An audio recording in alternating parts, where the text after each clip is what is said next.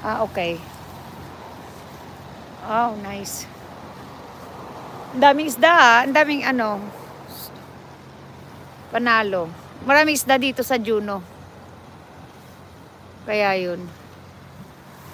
No trespassing. Ah, okay. That's good. Alam mo, yung pangalan ko dyan, ah. Talagang umiikot ang mundo.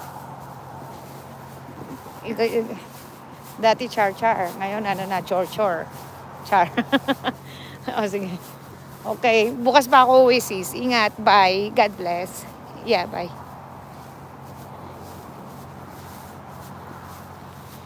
Hi guys! Andito tayo ngayon sa Juneau, Alaska.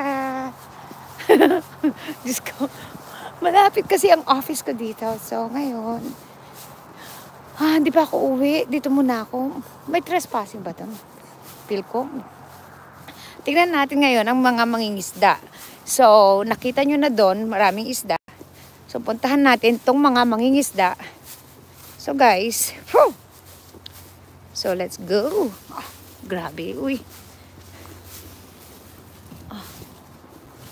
Ayan, maraming nagpa-park dyan.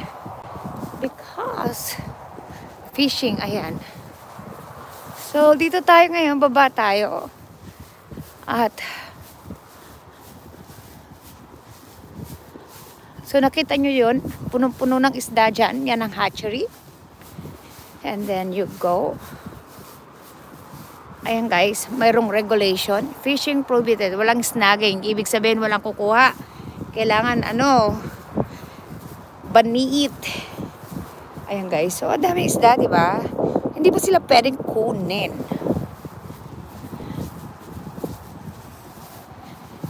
Hello, hello. Ayan. Dami isda, oh. Can you see the fish? So we'll see here. Naku, si tita. Ay.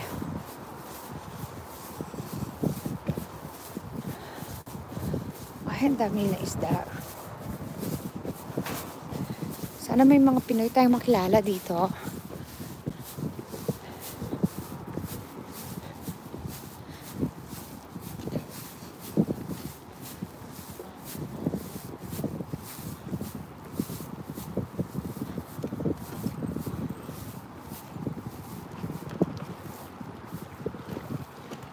Diyan na sila, nandito na yung mga isda. Hindi mo rin sila makita dito, ah. Dito sila kanina, eh.